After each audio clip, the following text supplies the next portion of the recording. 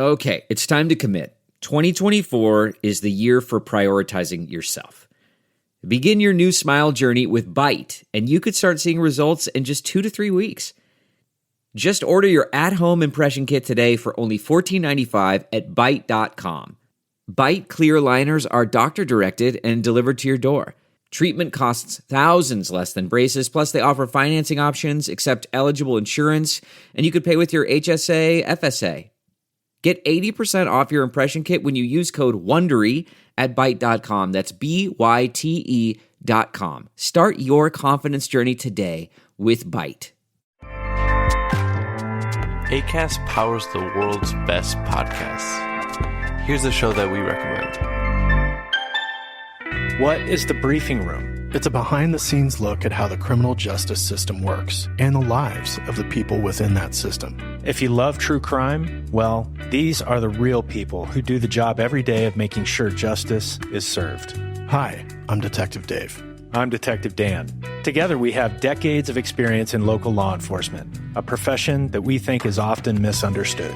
So we're going to explore how to do it right, and we won't shy away from when it's done wrong. These are stories you'll hear nowhere else. Unique, frank, and unvarnished. From the team that brought you Small Town Dicks, this is The Briefing Room. Episode 1 drops on August 30th. We'll meet you in the briefing room. Acast helps creators launch, grow, and monetize their podcasts everywhere. Acast.com.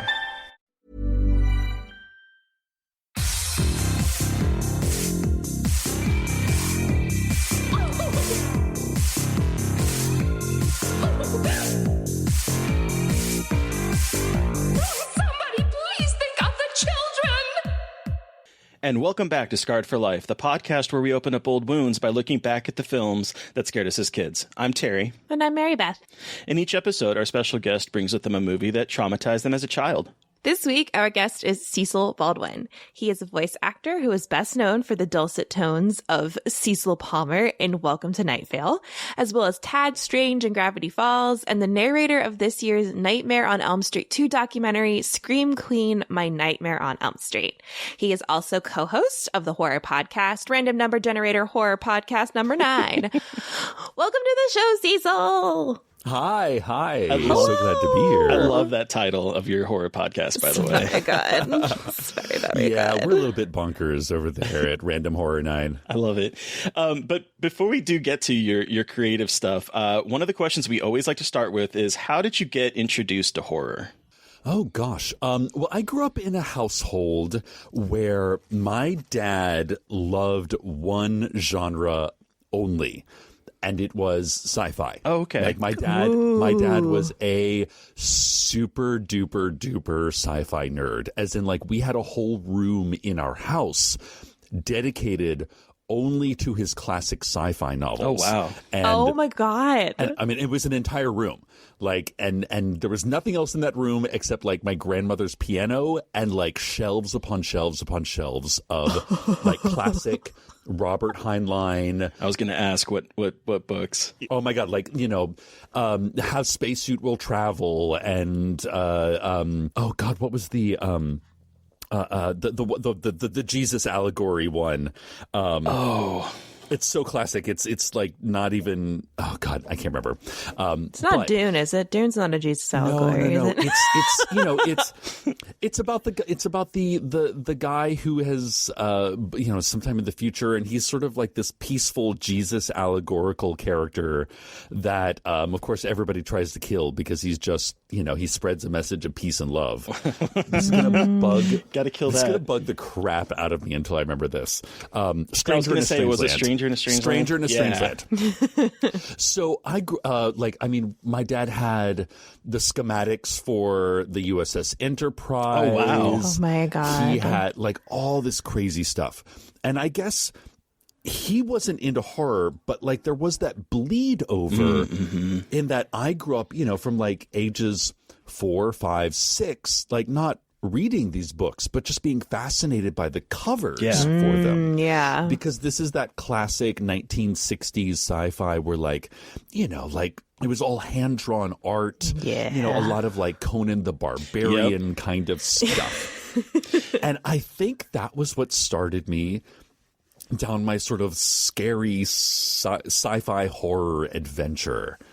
That's so cool. Yeah, my family was like, my mom was very big into like fantasy novels. So like I grew up reading a lot of fantasy novels. And my dad was like big into like 1950s and 1930s horror movies. So that's like kind of how I got my intro. But I love hearing about that. And I love this image of like all of these sci-fi books in this room. That's fantastic. Oh, actually, I just remembered one of the first cons, like as in a Comic-Con, I remember going to was this tiny, now granted, this is in the 80s, so it's like pre-internet, pre-hype.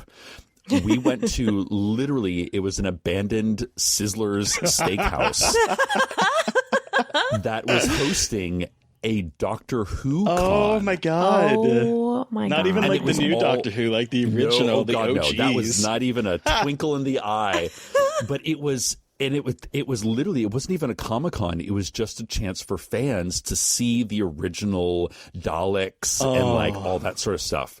And I had no idea what Doctor Who was, right?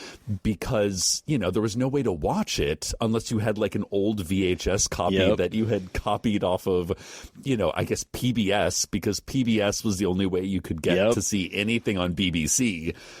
That's really niche. I thought that was the coolest thing ever. So even though I had no clue what we were looking at, it was like, I remember it was like super rainy, and my brother didn't want to come because he was too little.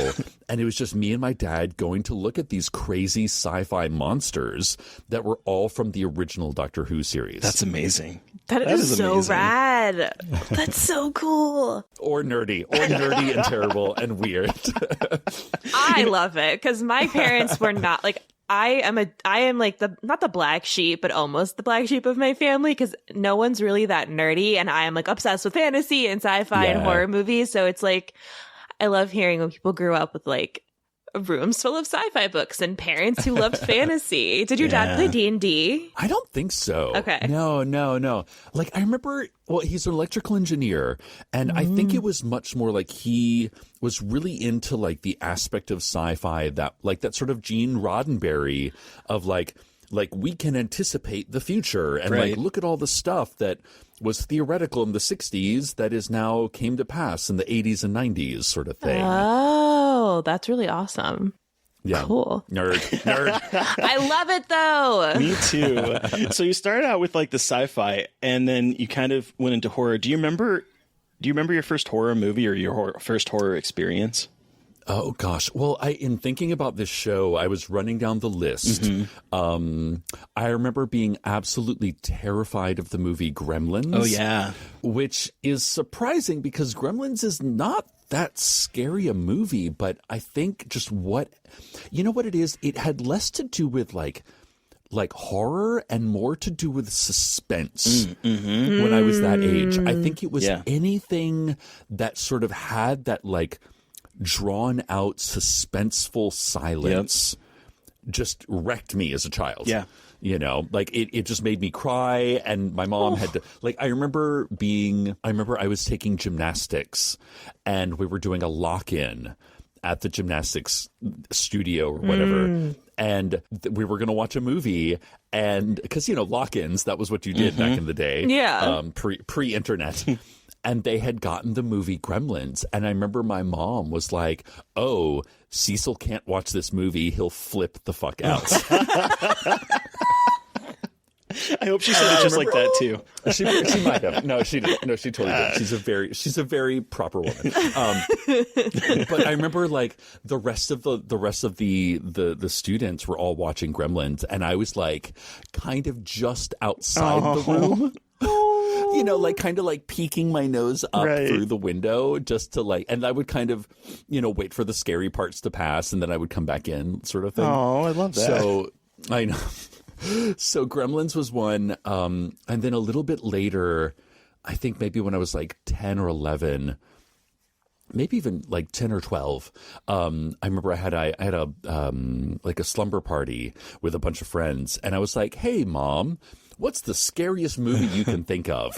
And my mom, like, not really connecting the fact that this was going to be for like a slumber party was like, well, I don't know. The Shining is pretty scary. No. Oh no! Oh no! So I could somehow convince my mom to let, like a bunch of 12-year-olds watch The Shining. Wow. And it was like the disaster that you think that you would. I was going to say, how did that go over? There's a lot. There's a lot in that movie. Well, just like the fact that there's that naked rotting woman. I was going to exactly say, what I like, read, I too. feel like as kids would probably like, what in the hell is this naked rotting lady coming out of the bathtub? Yep. And yet somehow we made it through. We all made it through. But here's the crazy thing. So we had this sliding glass door in our living room, and it was kind of old, and moisture had gotten in between the two panes of glass, and so it had clouded over. And my parents were just like too lazy to fix it or get a new one or clean it out or anything. So it was really hard to see through the glass window. Oh, jeez. And it looked like there were people outside. Like in my of course, in my 12-year-old mind, it looked like there were figures standing outside, and we had a cat that would like come scratch on the glass door whenever it wanted to be let in. And I swear to God, at the like rotting, creepy old woman coming out of the bathtub portion of The Shining, like my cat starts going to town on the window. And like 10, 12-year-olds all flipped out at once and like started, screaming and throwing pillows in the air because there was like scratching coming from the walls. And I think we had to take a pause and watch. I think the Olympics were on that year, and then like detox with the Olympics at that point. That's amazing. I miss slumber parties. Right? Yeah. There's something so fun about them. Like I'm just like thinking about slumber parties and like a bunch of kids like in a room with sleeping bags, like hanging out and getting to stay up until 3 a.m. and making the most inappropriate food. Oh, yeah. Oh my God, the best, the most inappropriate food. Like brownies with like popcorn in them, or like M&Ms and Reese's Pieces, like all thrown together. And then you didn't even bake it; you would just eat it like right out of the bowl. You're just describing my Friday night. It's somehow kind of sad when you're an adult, but when you're with like 10 other 10-year-olds, it's like the paradise. It is. Oh. That's amazing. That's amazing. Wow. Sorry, it's like my flashbacks to sleepovers. I know. Just brings it back. So, as an adult, Cecil, what draws you to horror now? Well, I like... Oh, there's so much. I like the fact that it's a relatively niche genre that in the past has really only appealed to a very certain portion of society. And oftentimes that portion of society is sort of pigeonholed as like, like dude bros who are just like, who like torturing small animals and like, like talking about women's titties, is kind of the quote, typical horror audience, Yeah.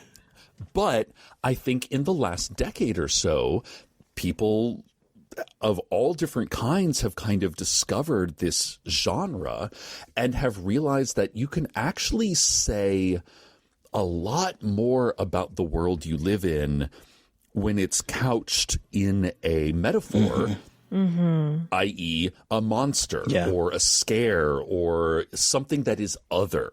That's kind of the thesis of Random Horror 9.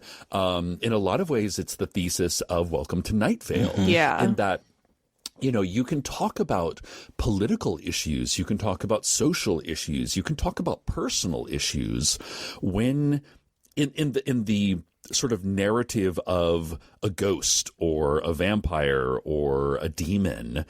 And somehow you can actually get people to listen and maybe appreciate that story a little bit more than if you were like writing a BuzzFeed article, right? Or something very in your face and like direct to the point.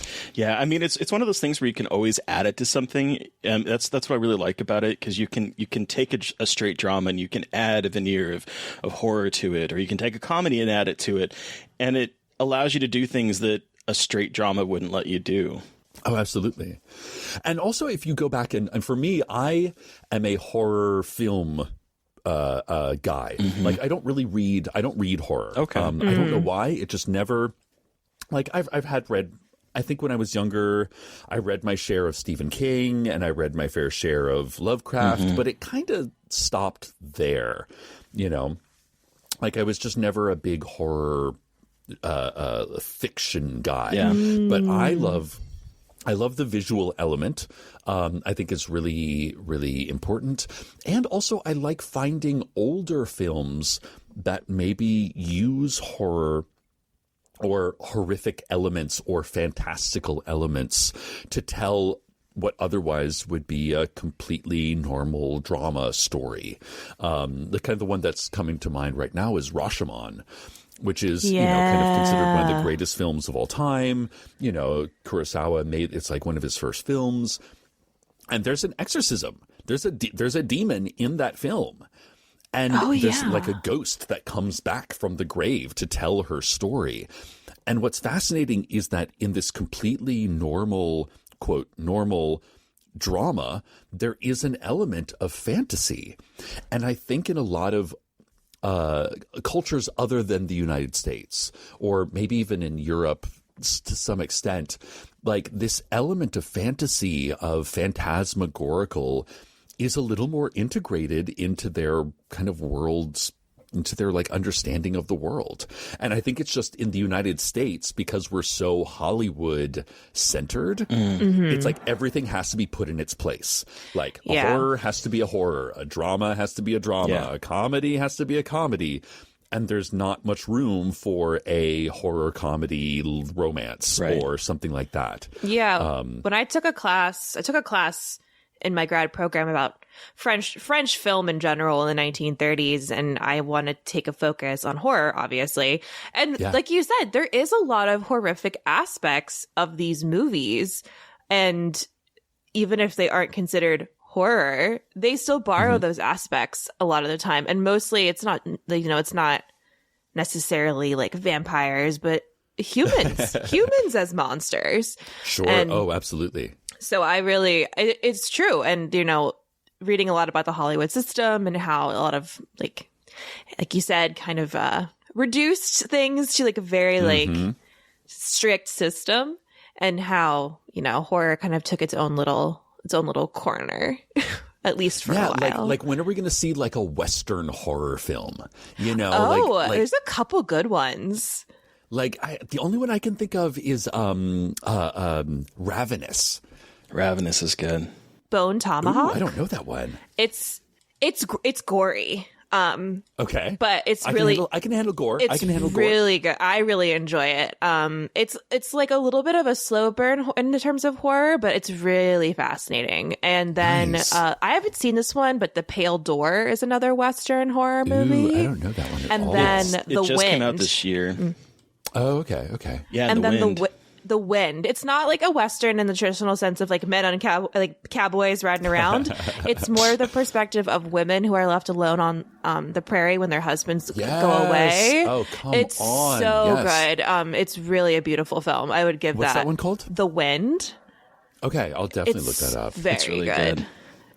But I think that's like a prime example of, you know, like we just named like three, four, two of which were made like this year, Yeah. you know, when in fact, like here's two major genres of filmmaking that seem like they would go together. But I think because for so long, Hollywood, like the gatekeepers were straight white men determining what other straight white men would possibly want to see. And again, going back to this idea that horror as a genre was made for straight white dudes aged 15 to 35 who really were into like heavy metal and like had a pet rat or whatever. And that was like all that they would consider making these movies for. And if you were queer, if you were anything other than a guy, if you were any race other than white, then you just kind of had to like tag along at the back of the bus and just put up with the shenanigans. Or you start to like identify with the monster maybe because like, oh my God. Yeah. Or like you start to like see the queer coding of some characters or like that's why like a lot of gay people really like slashers because they really admire the final girl and that sort of like that trope. Because chances are like getting through high school or college, you might have had something kind of similar where like everyone's out to get you. Yes. That's exactly. Kind of like as an adult, do you remember the last film that you saw that kind of scared you or reminded you of what it was like watching movies as a kid? Oh gosh. Well, it's December right now, and I got to admit I was a little burnt out from this Halloween. Yeah. I know. Like it was just like, God damn it! Can I just watch like a nice romantic comedy or a documentary? I think I actually went through like all of November. I just watched a lot of documentaries because I was like, I want to see something real.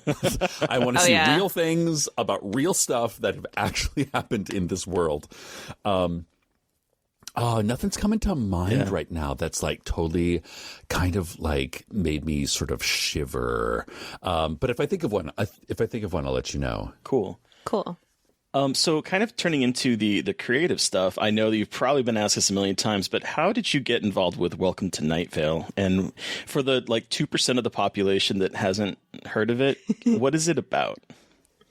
So Welcome to Night Vale is a bi-monthly podcast, fictional. It's about a very small town in the American Southwest desert called Night Vale, in which pretty much like every conspiracy theory you've ever heard is true, and the people of Night Vale just kind of accept it and move on with their lives as if it was completely normal.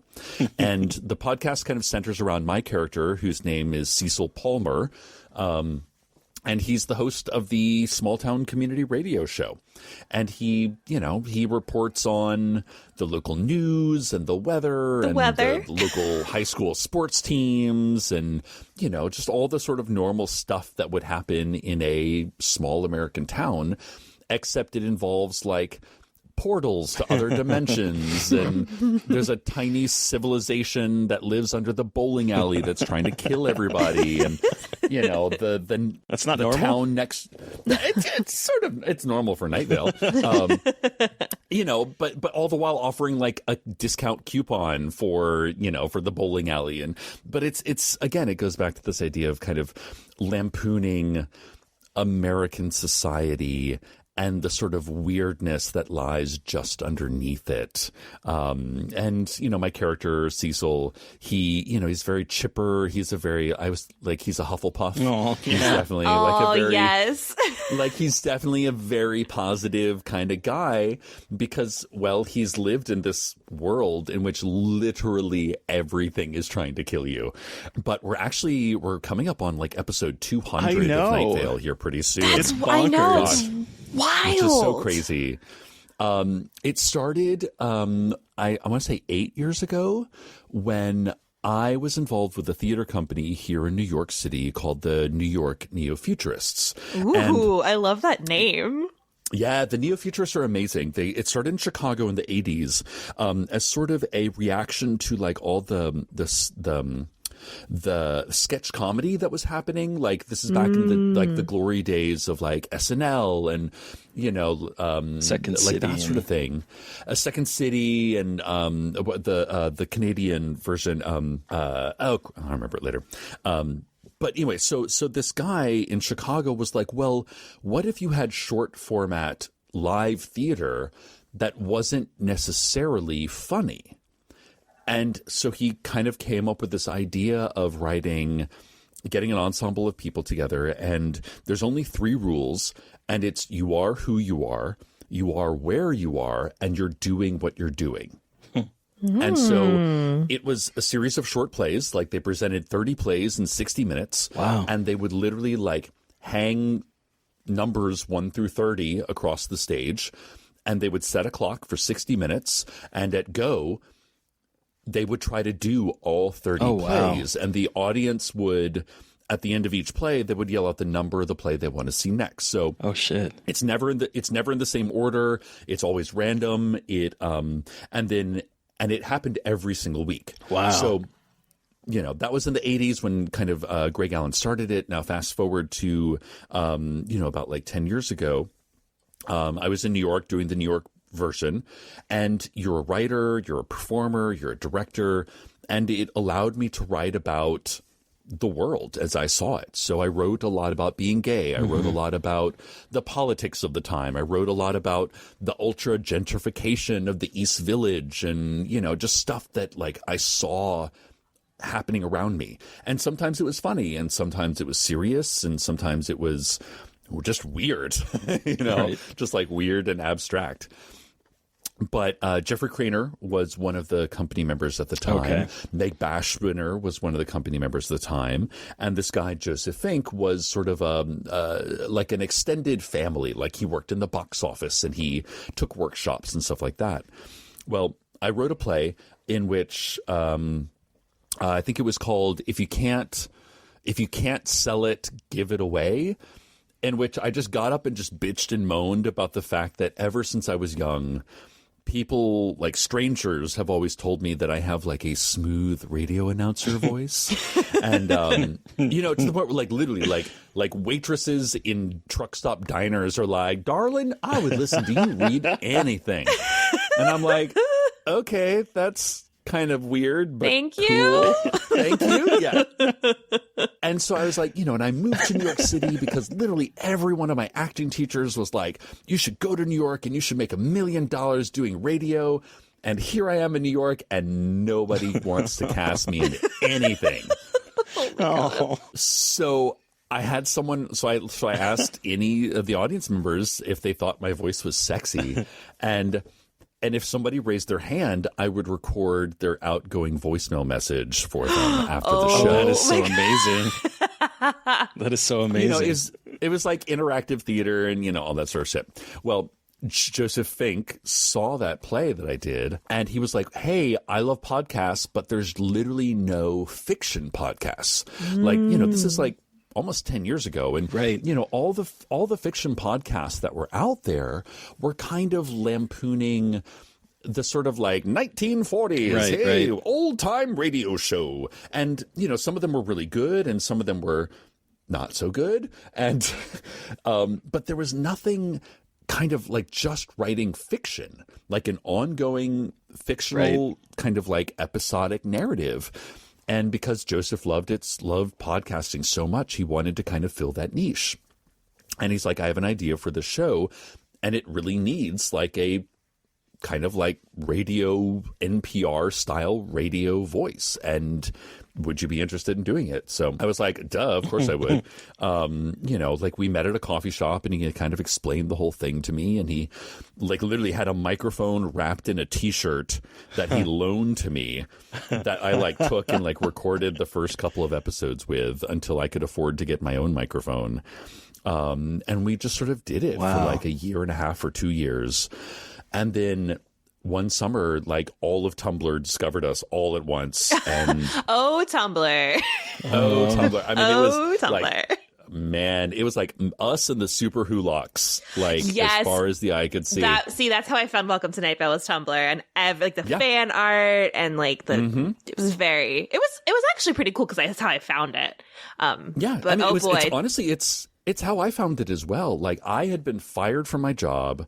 I was like at a crossroads in life where I was like, well, I've got enough savings in my bank account to last another 2 months in my apartment, or I guess I have to move or get a job or something. And I was visiting a friend down in Florida, and she was writing her dissertation, and she was like taking some time off and just looking at like Reddit. And she's like, Cecil, you should come here for a second because people are drawing pictures of you, but they don't look like you. You're like blonde and you have tattoos of tentacles and you have a third eye, but they're still calling it you. And literally that was like how it came to our attention. That's amazing. That anyone other than our parents were listening to this silly, weird radio show we made. That's so wild. cool. That's wild. That's wild. But also speaking of wild, though, like this year, I was watching Scream Queen, the Nightmare on Elm Street 2 documentary, and I was like, I know this voice. How awesome is it to be involved with such an important part of like queer history, queer horror history? Well, it's so. I mean, that was so amazing, and it was something that I had met those two guys at a panel in queer horror. At a New York Comic-Con, not the New York Comic-Con, at FlameCon, which is kind of New York's premier queer Comic-Con, right? Yeah. And there was like me, there was a really awesome like comic book designer who like sort of does a lot of bisexual storylines in different comics. And then Mark Patton, you know, was kind of literally dipping his toe back into the world of Comic-Cons and horror because you know, he was the world's first male scream queen. Right. And because of the AIDS scare in the 80s and because of just the way Hollywood was back then, he was literally like ousted. Like he disappeared off the face of the earth. And it, you know, kind of like completely walked away from the Hollywood machine.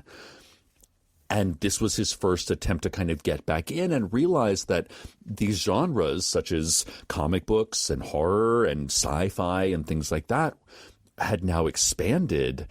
And there were queer people, there were trans people, there were people of color, there were like a much broader spectrum of fans that were going back and were appreciating some stuff that was kind of only under the lock and key of all the dude bros for so long. And, you know, we met and I met the two filmmakers, Roman Camienti and Tyler. Yeah. And just was like, hey, you guys, like, I know that I'm here at a Comic-Con and, you know, like Night Vale is a huge thing for a lot of people, but like horror is my fandom. Like that's the kind of thing that I would geek out over. So like anything you need, you call me anytime. And sure enough, like they got together the funding for this documentary and over the course of, you know, a couple of years, we worked on it and I did the narration for them. And it was really rewarding, especially getting to see it premiere at the Castro Theater. Oh, yeah. In San Francisco at a sort of like an LGBT fest over Pride weekend. And especially because the movie is so much about an older generation that we have lost to AIDS. Right. You know, I'm 41, and so I'm kind of on the cusp. Yeah. Like I'm 39, baby. Yeah, like I remember people dying. I remember, you know, people going on Oprah and like Oprah having to explain to people that it's okay to share a swimming pool with people with AIDS. Yeah. That, you know, but, you know, like sharing a toilet wouldn't get you the disease. So like, you know, I remember like Ellen's first like same-sex kiss on primetime TV. Like I remember the original Queer Eye for the Straight Guy in which like just having any gay representation on television or in the mainstream media was considered kind of revolutionary. And we didn't really question why or how, or maybe this is good representation or bad representation. It was just anything representation. Yeah. They were like anything at all is my leaps and bounds because everything else that was kind of mentioned about queer people had to do with AIDS. Yeah. And so it's interesting watching just how much in the last 20 years that has changed. And now, you know, it's, I don't know, as someone who is kind of on the cusp who has a fandom of younger people that are 15, 16, 20, to get them to understand. Not like I don't want to like shake my fist and be like, you kids, you don't know how it's true. You got it. It's true. Back in my day, we couldn't take our significant others to the prom. We had to go in a group, and we'd all just be friends. Right. You know? Or if you're like me, you stay closeted for the first 30 years of your life because you're living in in like the center of America, and everything up until that point had been either you're going to die from AIDS, someone is going to find out that you're gay and kill you, And you're going up through like the don't ask, don't tell time. So it's like, then it becomes like it's okay, just don't tell anyone about it. So then if you're like me, you try to repress all of that and you deal with like internalized homophobia for 30 years. So it is a little bit different. Like obviously there are struggles out there still for queer people. But like the amount of progress that's been made, it's kind of weird seeing that through my lifetime. So I completely understand. And the fact that it's in one lifetime, in like one generation, it's gone from, it's kind of amazing, but it's also very humbling and important. I mean, for me, as someone who's kind of entering my middle age, it's important to be that looking back and looking forward for people. So like talking to Mark Patton about what it was like doing Quaaludes at Studio 54 with Cher. Which is like legit. Like, I'm like, oh my God, tell me all the stories. I want to know everything. Because for me, it's important to, as a storyteller, that's how this information is passed on. And like, I love the internet. The internet's great, and Twitter and Tumblr and Instagram and all that sort of stuff is amazing. But in my mind, there is nothing that can replace face-to-face human storytelling. Like to have someone tell you their story, to tell you their truth, and be in the same room and breathe the same air as them, and to get to kind of see them relive something is irreplaceable. And there's no tweet, there's no TikTok that can ever replace that.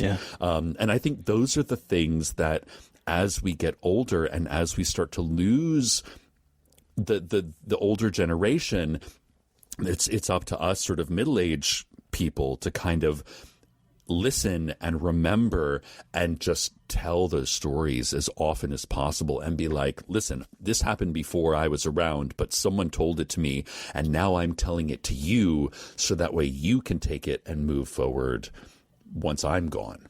Yeah. Wow. And that's my queer thesis for the day. I love it. It's I love it so though. much. I'm also about 10 years younger than Terry, so it's very, I'm aware of all this stuff, but it's also like very important to me to like know about queer history. And, I'm very lucky as a bisexual woman to have been able to be a little bit more open about my sexuality and everything. So it's just like, important. Just saying to everyone who's listening, it's very important to recognize and acknowledge. It takes everybody. Like, there's room for everybody at this motherfucking table. Yes, there is. Like, everybody has a place, and everybody has, like, that thing that they can bring to the party, Yeah. One last question before we get to the movie. Can you tell our listeners a little bit about your fabulously named horror podcast, the Random Number Generator Horror Podcast number 9? Sure. So, it's the pandemic times, it's 2020, and, like, I don't know, I really wanted to create something new, some sort of new piece of art, and I had all these bold ambitions, and they all just kind of fell through because, I don't know, I'm just real sad these days, Yes. as are a lot of people. Just, like, you just open up that notebook, and you're like, yes, I will write the great American podcast or the great American novel. And then I just can't do it. Yeah. But Jeffrey Craner, who's one of the writers of Welcome to Night Vale, is a friend of mine as well. And he is horror squeamish, I like to say. He is team squeamish. Oh. He has a hard time. He can't watch horror movies. He's very afraid of them. But I think he has heard enough chatter about good horror movies, especially in the last 5 or 6 years, that have kind of become like genre-breaking, genre-bending horror films that he's willing to learn. So I was like, well, I know a bit about horror films. Let's watch some of these movies together, and we'll sort of unpack them together, and we can talk about what is scary about them, what is groundbreaking about them, why some of these older horror films are actually more prescient than we think they are, how some of the newer ones are actually just retrotting ground that has already been done. And we came up with this idea of, because there's really nothing more boring than like listening to two white dudes on a podcast be like, well, what movie do you want to watch? I don't know. What do you want to watch? What do you want to watch? So we came up with this idea of rolling a die. So we have a style die and a scare die. And we have, and we roll each one at the end of each episode, and we just try to pick the movie that sort of fits the two. So, like I think the last one we did was something like Black and White and Natural Disaster. Oh, that's awesome. And so we ended up with like Godzilla. Oh, hell yeah. Because Godzilla's a black and white movie and he's pretty much a natural disaster. But then we have guests on, and they help us pick the movies, and they help us pick the genres, and it's really fun because it gets us into territory that's not just the usual Freddy, Jason, Pinhead, Freddy, Jason, Pinhead on repeat, and it allows us to kind of get into some super weird territory. Like, we watched this movie called The Virgin Witch, that was just like a 1960s softcore porn dance piece that just was bananas. Oh yeah, horror sexploitation film. It's total sexploitation. It was like, I kept calling it horny Dumbledore's school of wizarding pornography. I love it. But it's something that I would never watch in my own personal life, and Jeffrey would certainly never watch in his own personal life. But because of the randomness of the dice, that's amazing. It kind of allows us to watch some like crazy stuff. Yeah. So cool. And it's weekly. It comes out every week. We've had some really fun guests on the show, and it's just like and for the pandemic in 2020, it's just nice to have something to look forward to. That's the way we feel about this podcast too. Yeah. It's like every week we record at least once, and like Terry and I can have conversations with people, and it's like, okay, this is like part of a routine.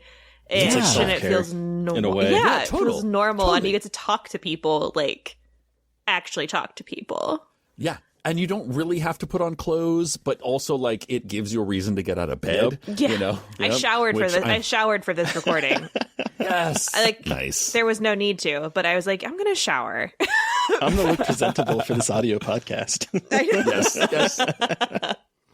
Oh my God. It's so true. It's so true though, but it's been really good. And I think we've done like maybe 20, 25 episodes now. And, we've done a couple of specialty episodes, and it's really fun. It's really fun. And it, like you said, it gives you kind of something to ground your week. Yep. So, no matter what's going on in the White House or, on Twitter or whatever, there's always like, okay, listen, I'm going to meet up with a friend. We're going to watch a weird movie. And honestly, because Jeffrey is so kind of scared of these films, it allows us to it's kind of like poor man's therapy in a lot of ways. Seriously. We talk a lot about why these movies scare us. And much like this show, what is it about your childhood that, had you seen this when you were young, why this would have scared you. And now as an adult, you're able to kind of rationally, coolly step back and go, oh, I guess I do have mother issues that I didn't really know that I had to deal with. But cool. Let's talk about that. That is a great segue.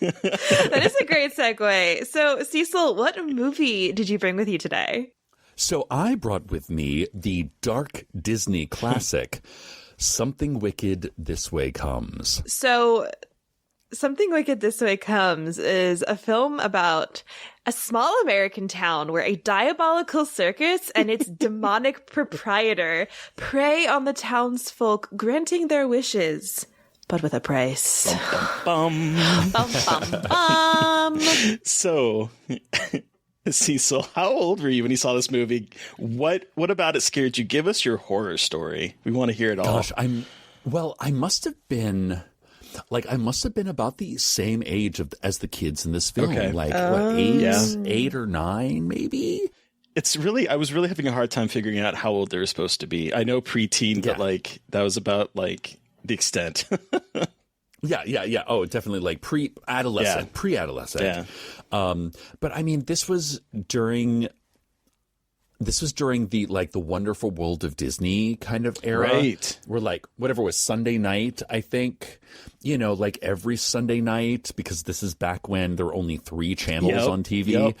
And, you knew that Wonderful World of Disney would come on, and it would either be older cartoons, or it would be something that was made for Disney but made for TV, or one of these lost kind of dark Disney classics that were full features, but weren't Snow White, or they weren't Cinderella or something like that. But I remember watching this movie on TV, and it's, we were talking before this podcast started about how, like, I actually remembered very little about this movie. I remember watching it, but I remember very little about the plot. And then the second the introduction music comes on, all of a sudden, like, everything laid bare in front of me. And I started remembering, like, the teacher who just wants to be young and beautiful. Oh, Miss Foley. Like, I remembered and then Jonathan Pryce, who is like, probably one of my favorite actors ever. I totally forgot he was in this. I was so surprised when he walked on screen. I was like, oh my God, is that a young and handsome Jonathan Pryce? He's so handsome in this. Hello. And then the second I heard his voice, it immediately took me to that last scene in the library. And I think that was the scene I remember the most. And I could remember that whole monologue. He was just like, where shall we find him? Under J for Jim, or N for Nightshade? Oh, yeah. Under A for Adventure, or B for Boys. And immediately I was like 9 years old, sitting on my parents' couch, like watching this movie. Yeah, like, this movie totally took me back to, like, childhood. Well, and it's a good shot at the very end too when he's doing that, and the kids are like hiding up on the bookshelves, and then there's the framing where you see the two kids and then the hands slowly coming up behind them. Know, right? It's such, like, I can imagine watching this as a kid and being like terrified that Mr. Dark is going to be behind me pulling me off. I could totally see that. Like, this movie is so good. Like, my friend Lee, she's a big fan of Disney. She's like a big Disney person, and she mentioned this term dark Disney to me like a few months ago, and I was like, wait, what are you talking about? And she's like, there's this whole sort of lost era of Disney movies back when Disney actually kind of made scary things, and it was this The Watcher in the Woods, which we talked about this year. Which I've never seen. I've never seen. It's wild. It's like folk horror, and it mixed with like aliens. It's such a bizarre movie. But, like, you're right. This era of Disney movies where what they did is they would hire, like, directors that were horror directors, and they would make them do like a family friendly horror film, like Jack Clayton for this movie. He did The Innocents. Like, oh wow. Like, so you see, like, that, and I'm trying to remember who it was that directed Watcher in the Woods, but it was another one of those cases where they would hire someone that was involved with really adult stuff. Nicholas Roeg did one of them. Did he do The Witches? He did The Witches, yeah. Nicholas Roeg did, like, nice. What is that really famous? Don't Look Now. Don't Look Now, yeah. Okay. Was it a night Race to Witch Mountain? Yes. Was one, and they also did, like, Return to Oz in that time. Oh my God, yeah, totally, yeah. Legend of Hill House. The director of Watcher in the Woods was a Legend of Hill House director. Oh my God, wow. Actually, Return to Oz, there was like a couple of other films that I was considering for this podcast, but you all had already covered them. And Return to Oz was like, I believe it. It's a wild movie.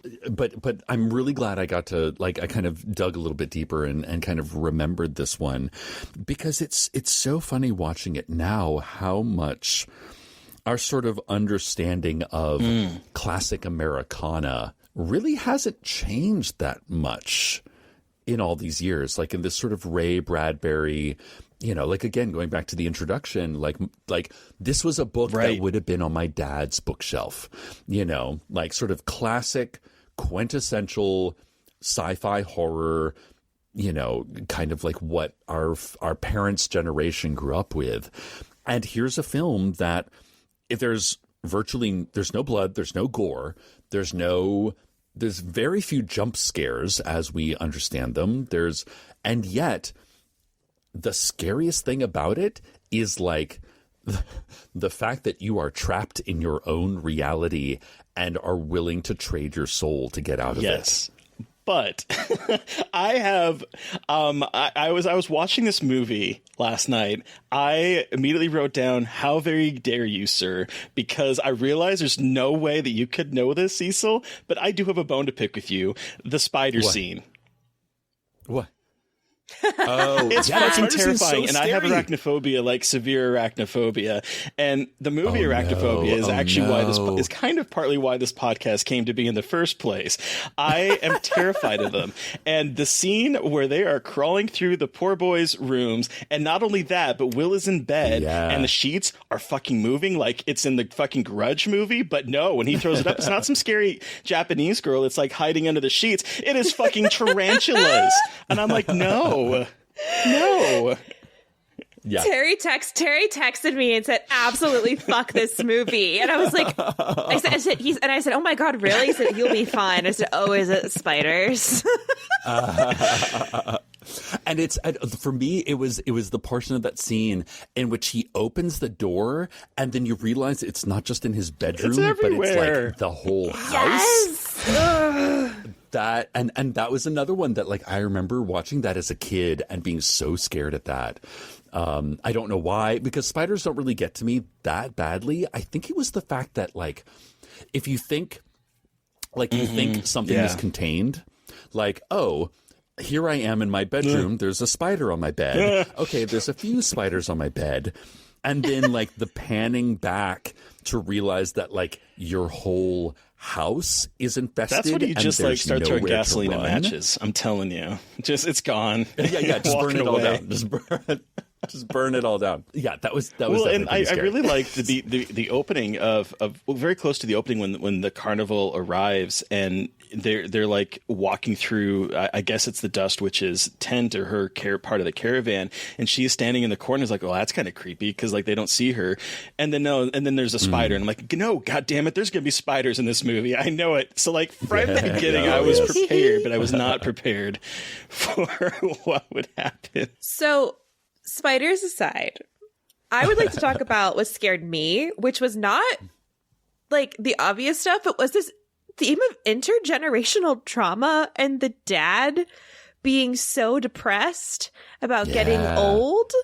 And this made me think of my daddy issues hardcore. Like, I was like, this movie is getting me in my feelings about parents and what it means to be a parent and how much I don't want to be a parent. And how, like, these kinds of things are passed down from generation to generation. And I also was really fascinated with how they talked about the fear of aging, because I feel like, you know, aging is a scary thing that's talked about in horror, but in this way it was much more introspective and like much more thoughtful. No, can I ask, did you have an old dad? Like, did you have a dad that was, like, a little I bit did not older? have an old dad. Mom, my partner has an older dad, but I never grew up with an older dad. So I don't have that like personal experience. No. Okay. Did you? No, I didn't. I had a friend whose dad was older, and like immediately I thought of my friend Amanda. You know, and that, like, you know, when you're 9 or 10 and your dad is like so old that he can't jump in the river and save you, or, you know, he's like too old to play ball with, and just that, like you said, that sort of like melancholy, that regret, you know, is not scary, but it's something more potent and more powerful. And it's something that, should a magical demonic carnival come to town, you know, you could kind of see why people would be willing to like sell their soul to like be able to play catch with their son once again or something. And I think because I watched this as an adult, like, I was so focused on some of the adult things and how sad it was, and how like being an adult is not always like they are an authority figure. Like, adults have a lot of insecurities and are scared and sad and regretful too. And this movie just made me very sad, I think. I focused on a lot of the sad stuff. Just, you know, it was, and then Jim's dad went away and his mom is dancing with a new man, but she can't get up because she's depressed, it seems like. And then like this movie kind of did like for being aimed at children, right? Yes. It like gave you kind of multifaceted, like realistic adult characters. They that really I don't did. Think you often No, you get especially in, like, don't kids' get movies. someone that's like No. basically bemoaning the fact that there's no women. I mean, like it's the barber has like a very sexual journey in this. Like my I was God, right? surprised at the scene of him dancing shirtless with a bunch of belly dancers, like touching all over him. I'm like, this is a Disney movie. This is surprising that it's addressing this. I was like, wow, what am I watching right now? But I think you're right, Mary Beth, that there's a sense of longing in this movie. This whole movie is about this idea of like longing and like regret for maybe a life not well lived in their minds, because you have like poor Ed. I think his is the saddest story. The amputee who's lost like a leg and an arm. I'm guessing.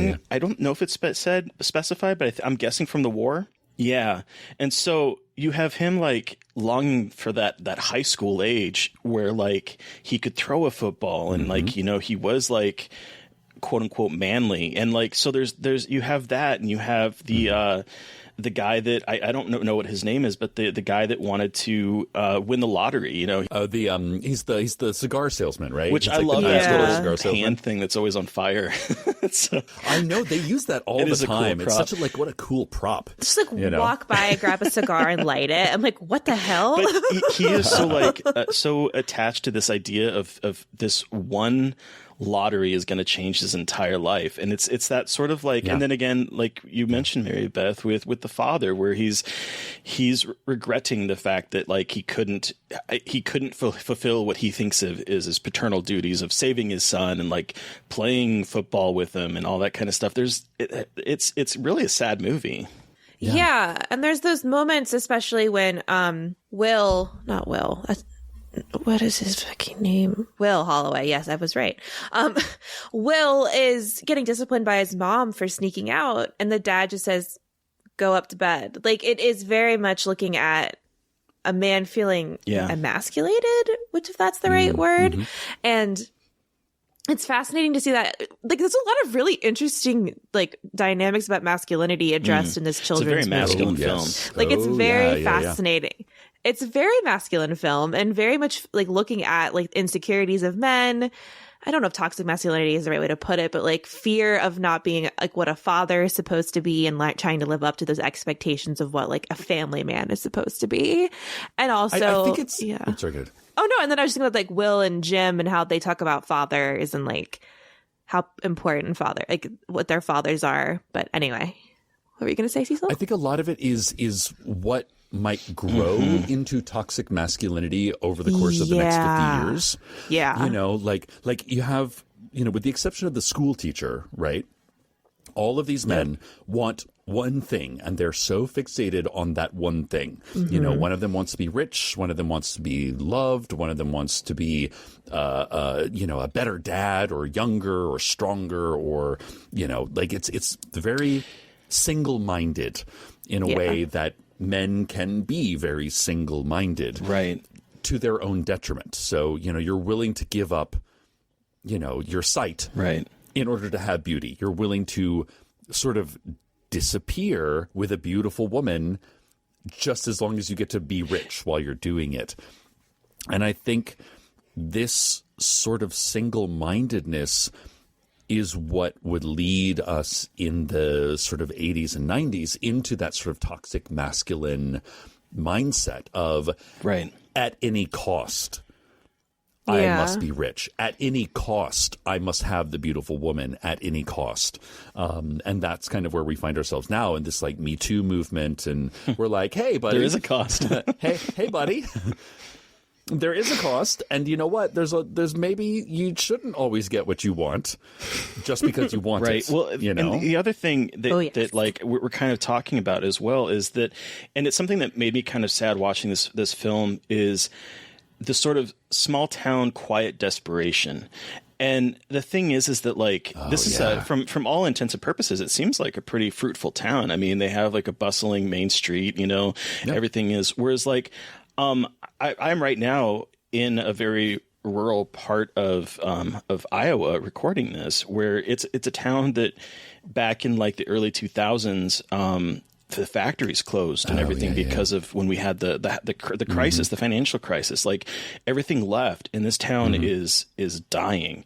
And I'm seeing like I mean I'm just sort of like transitory here right now, but like I'm seeing the people that have grown up here, and I'm seeing the same kind of like single-mindedness, or the idea of like, if I can have this sort of like dream, or this sort of like, oh man, I wish that I could win the lottery, or man, I wish it kind of both gives an escape, but also constrains them in a way, in a weird way.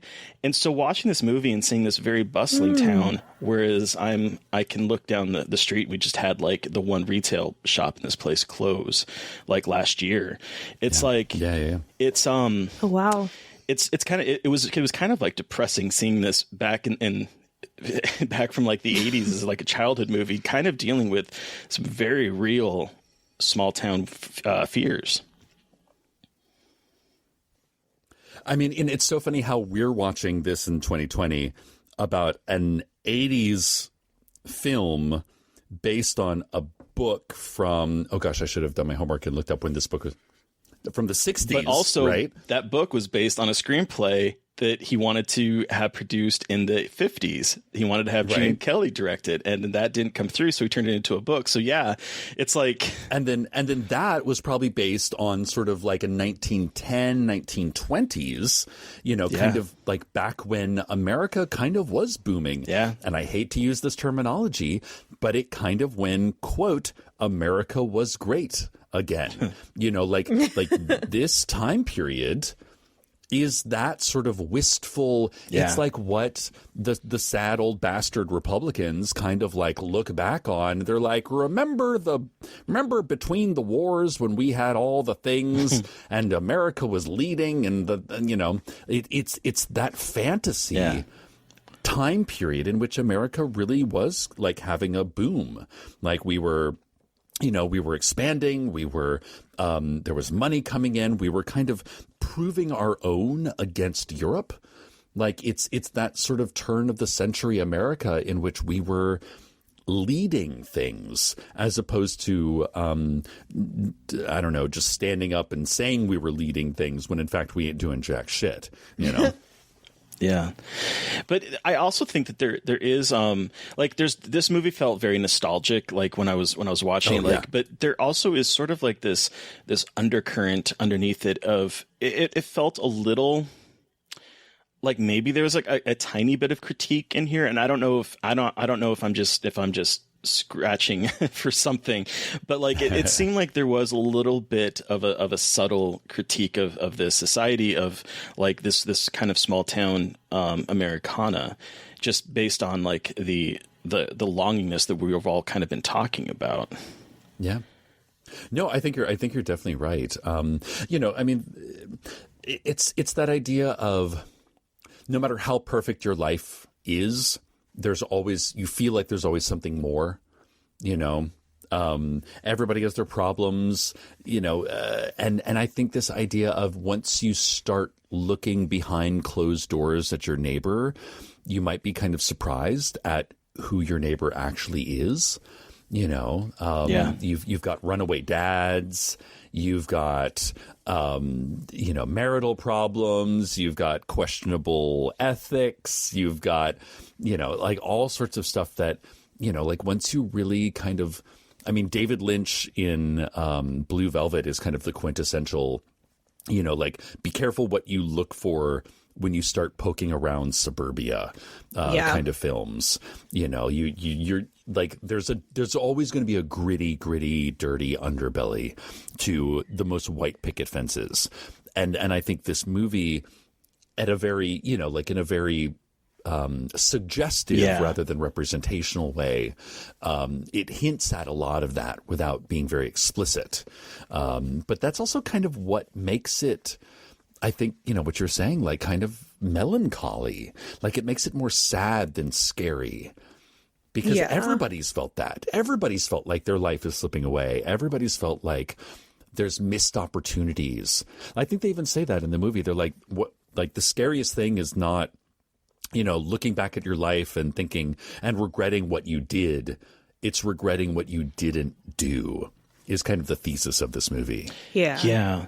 And I think you also see that kind of represented in the two kids, because you have Will, who is very happy at kind of where he's at right now, being a kid and having this stuff to look forward to. And then you have Jim, who is very like, I want to age. I want to ride on this magical merry-go-round and like zoom forward 10 years to be an adult. Whereas we see that the adulthood is not necessarily all it's cracked up to be. Yeah. And so in a way, this movie kind of seems like it's suggesting to like hold on to that kind of childhood.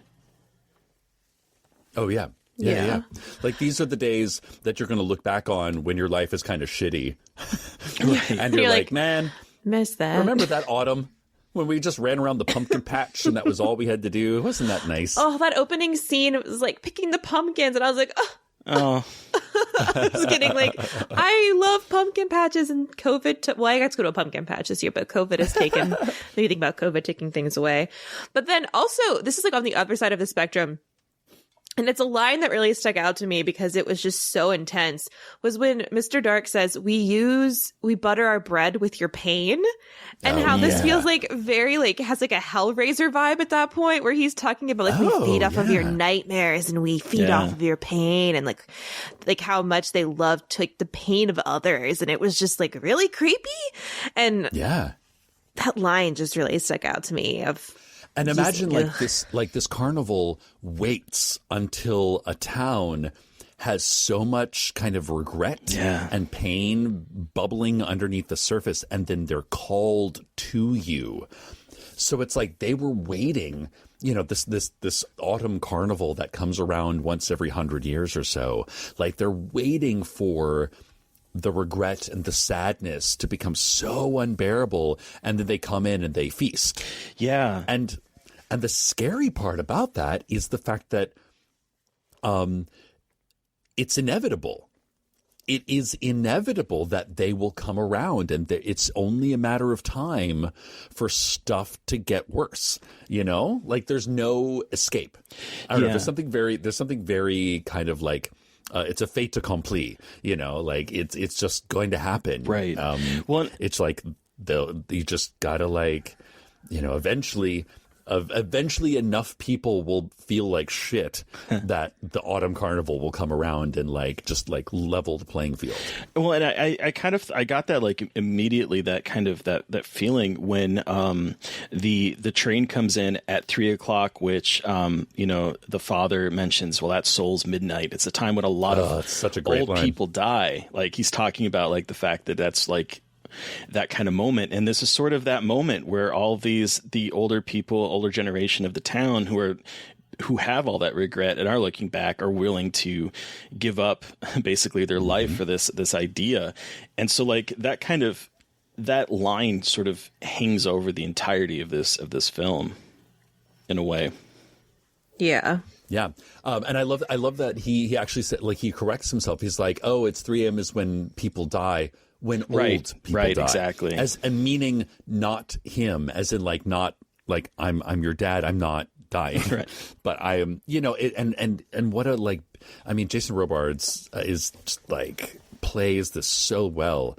Like, it's so interesting watching someone be an adult in a kid's movie that you immediately kind of trust. Yeah. And, like, even from a child's point of view, like when he, like that one beautiful, beautiful scene in which the kids are on the run and, like the dad is trying to find them and Mr. Dark is trying to find them. Oh, I love that scene.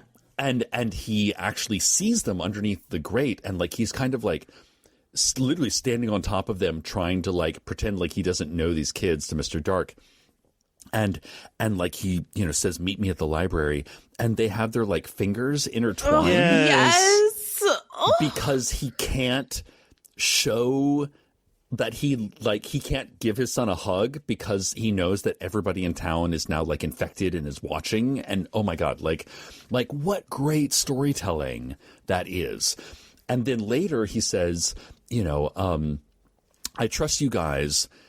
And the kids say, well, we're not adults. He's like, that's why I trust you. Because you're not adults.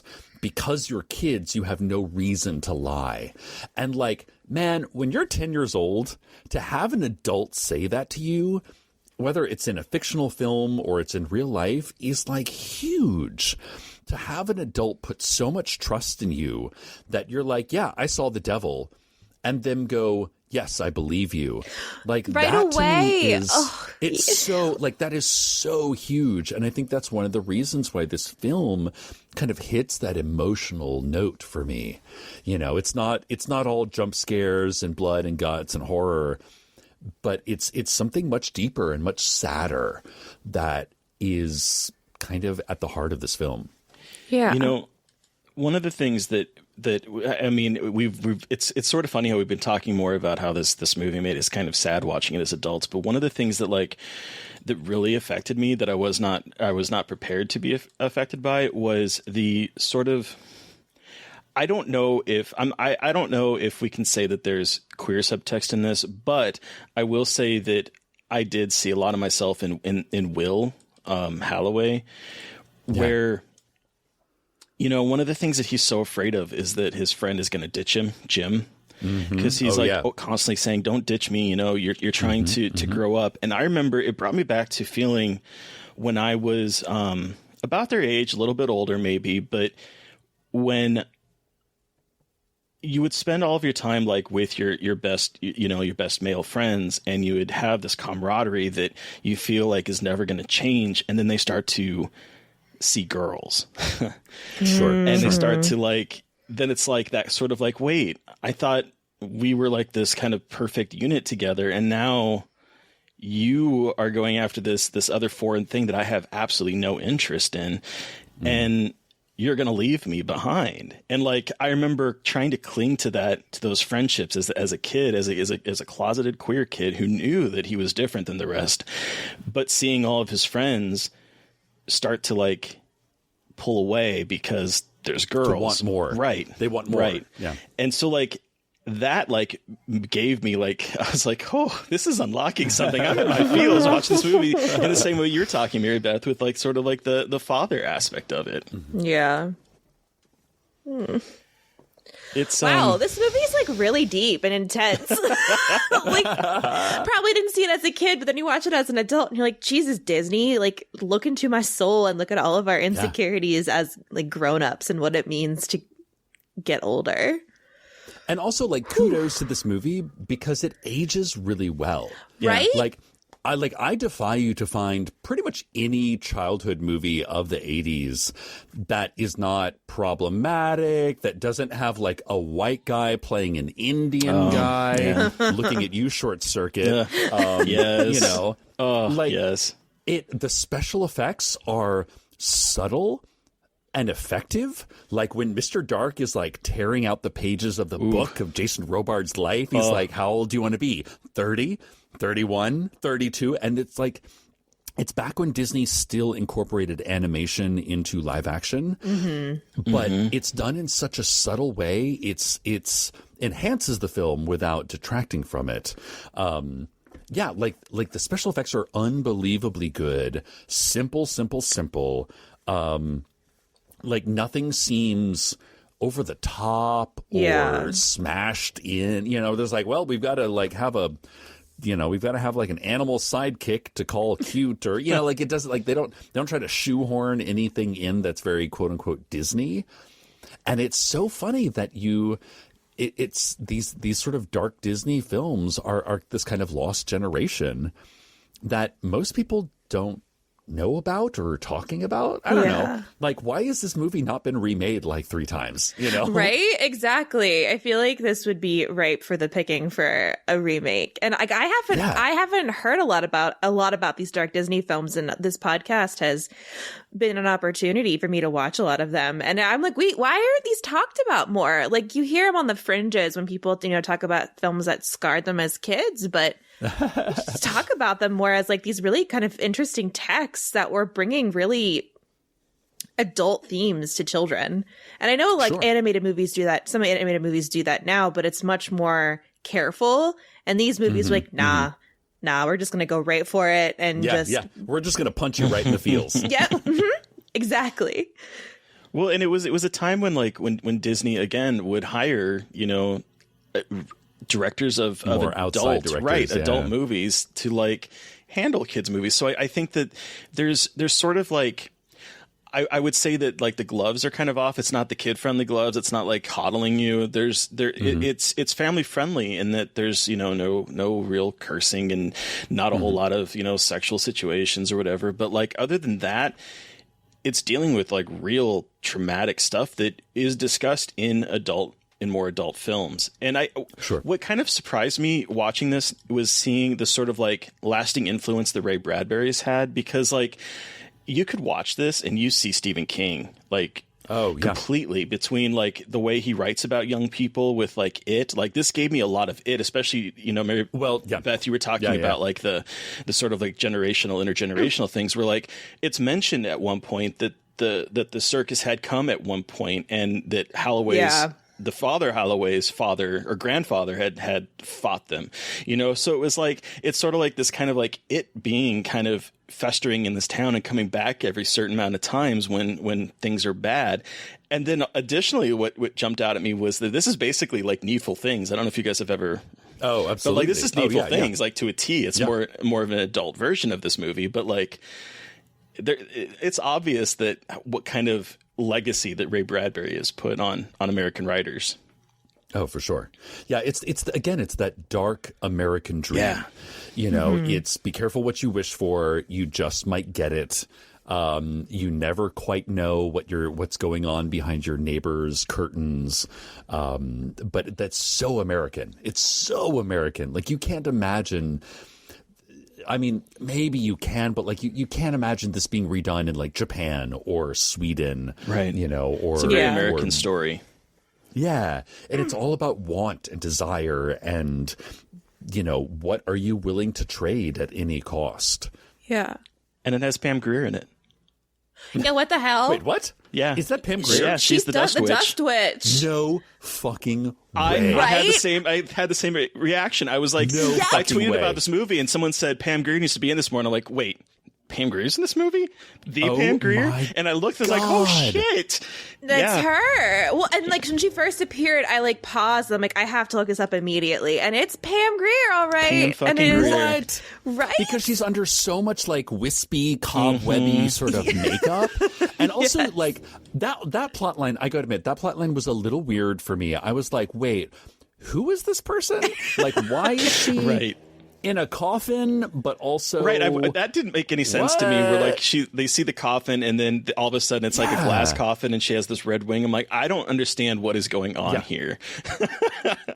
Yeah, that I was a little confused by that. Which again, like this movie, I think if you were to do a 2020 remake, you would have to kind of like update some of the gender politics of this film. It's very like the women are all in service of the men. Like either they're like minor characters, or it's like the single mom is lusting over the husband that left them a while ago, or the other mom is kind of the nag because then the father comes upstairs and sues the kid and is like, oh, it's just basically your mom being your mom. Good dad, bad mom. Right. Yeah. Or it's Miss Foley who's basically just there for her nephew. Like that is basically her plot point, is that the kids follow. Which also, does she even have a nephew? I know. That was a great question. I was like, wait, Is she actually have a nephew?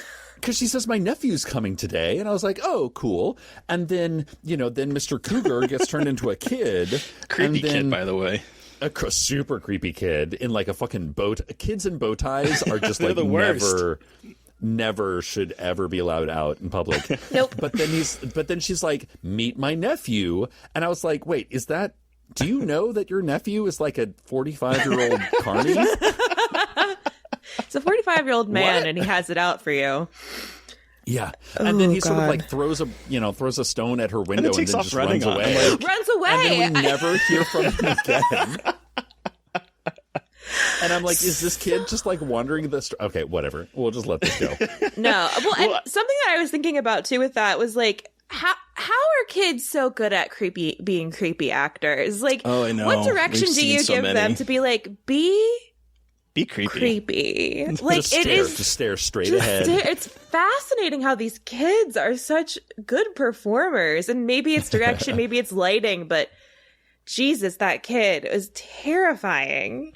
Yeah. Well, and I also kind of do wonder if part of the reason that we have like these lingering questions is because there was a huge rift between Disney and Jack Clayton and also Ray Bradbury, because Disney actually like kind of fired them and then like reshot some stuff later on. Like the whole spider attack scene was added later, like a year later, because it didn't play well with test audiences and stuff. So like they changed a whole lot. And I know there was a little bit of fuming between Jack Clayton and Ray Bradbury over some script revisions and stuff. So like I got that feeling, like because you know, there's a lot of, like, I was thinking about this after I watched the whole film, that, you know, a lot of these characters just sort of disappear. Yeah.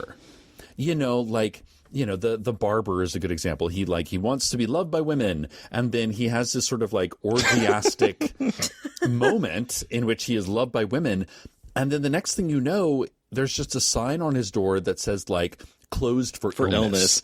And then he's like walking in the parade in a sort of like belly dancer outfit. Like it's like, is he now the bearded lady or something? Yeah. I was a little confused about that. Yeah, I do think that part of it might have been just the way things turned out with this movie. Disney seems to have a knack for that, huh? Yeah. Wait, what? Disney has a knack for changing things. Oh yeah. Firing like, actors. It's our thing now. Yep. Yeah. Yep. Uh-huh.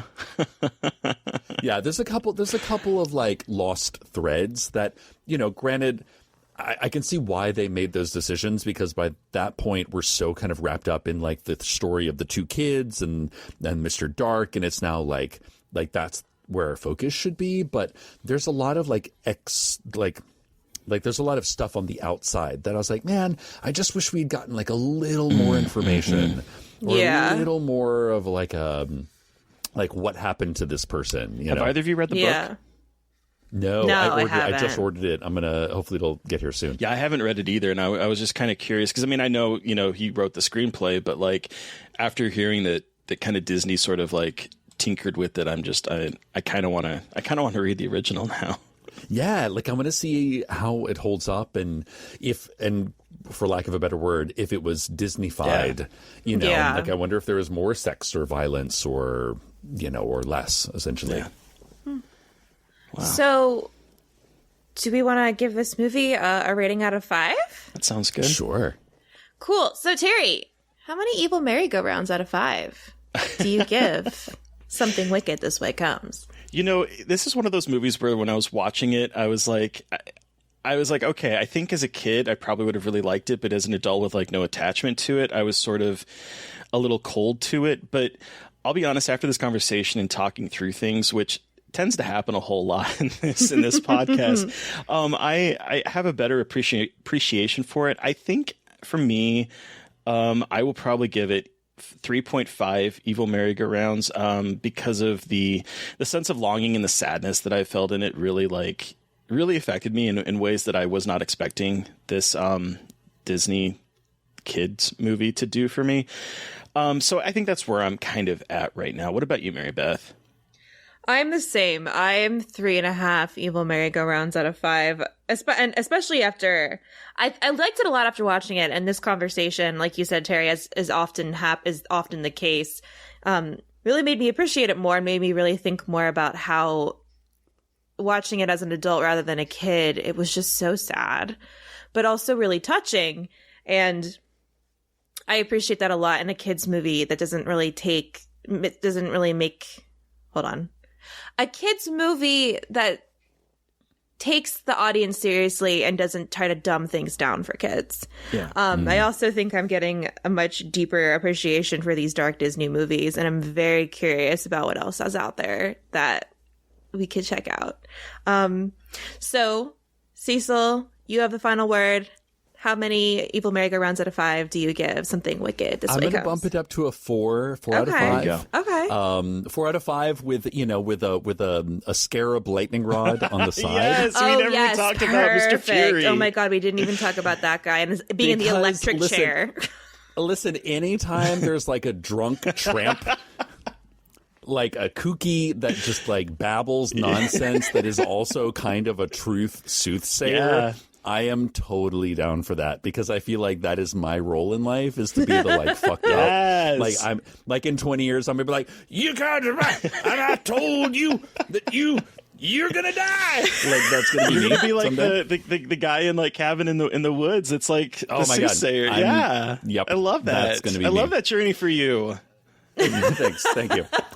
But no, I think you you all totally hit this in that you go back and you watch so many kids movies, whether they're made this year, whether they're made 20 years ago, and they're so clearly made for children by adults trying to remember what it was like to be kids that they just end up kind of being sort of dumb or very watered down. And this movie is not that. Like, I feel like this is the kind of movie that if I had kids, I'd be like, I could show you this film and I can enjoy it and you can enjoy it and maybe even have like a good conversation with your kid about the nature of fear or the nature of regret or of family without having to like hit the nail on the head and having it be like The Lion King or Beauty and the Beast or something like that, Yeah. Like they just don't make movies they just don't make smart kids movies anymore. I agree, and I honestly I saw that with the remake of The Witches. I was like, this. If you compare this to the original The Witches, it's like you can't. Oh my God, well, I've not watched the remake yet. I don't know. I'm kind of scared too. It's okay. Yeah. That's kind of how I feel. As you're like, yeah, it's all right. It just like didn't watching feel a as dangerous. It's like watching a drag show. Oh God, right. But like only listen, in part of it, not the whole thing. Intentional camp is something that I am deathly allergic to. Yeah. Like I just, Oh boy. See, the thing is, I'm not sure if this is intentional. I don't know. I think Anne Hathaway's character performance is intentionally campy. Like that's true. No, I do it's feel like she is right. trying to out camp Angelica Houston, which let's be honest, you can't do that. You can't do it. No, you really can't. But I think this movie does something that is very noble and also does it well. Yeah. Like it promises you something, it delivers, and you walk away going, yeah, I felt like I went on a ride. And sure, there's like a couple of little things that you're like, what happened to the dude after he had his after he had his like, there's a place in France where the naked ladies after dance he had his little orgasm on the dance floor. Like, but ultimately, like I don't know, I think it's a very respectable movie. It is. Yeah. That's fair. So thank you so much, Cecil, for joining us to talk about Something Wicked This Way Comes. Where can the listeners find you, and what do you have coming up you'd like to share? Sure. You can find me on Twitter and Instagram at Cecil Baldwin III. That's Cecil Baldwin 3 if you're Roman. And you can listen to my work on the podcast Welcome to Night Vale. You can listen to my horror chat podcast, which is at Random Horror 9. And if you have Shudder, you can check out the documentary Scream Queen, My Nightmare on Elm Street, in which I am the narrator. That's really good. And everyone will drop those tags in the description of the podcast. So you guys, you've heard from us, but we want to hear from you. What was your experience with Something Wicked This Way Comes? Did anyone else see it when they were a kid? You can send us an email at scarredforlifepodcast@gmail.com, or you can reach out to us directly on Twitter. I am at MB McAndrews. And I'm a Gaily Dreadful. And of course, don't forget to follow the podcast on Twitter at Scarred Podcast. And please don't forget to review, rate, and subscribe. Thank you to Steve Barnold for our artwork. Thank you to Sean Keller for our music. Thank you everyone for listening. Please stay safe out there, but most importantly, stay creepy. And until next time. Won't somebody please think of the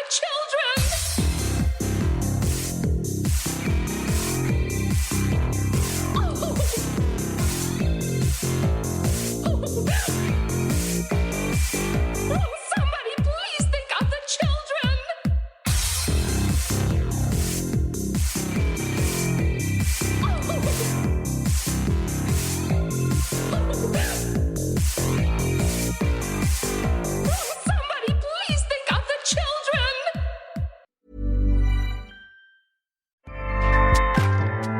Acast powers the world's best podcasts. Here's a show that we recommend.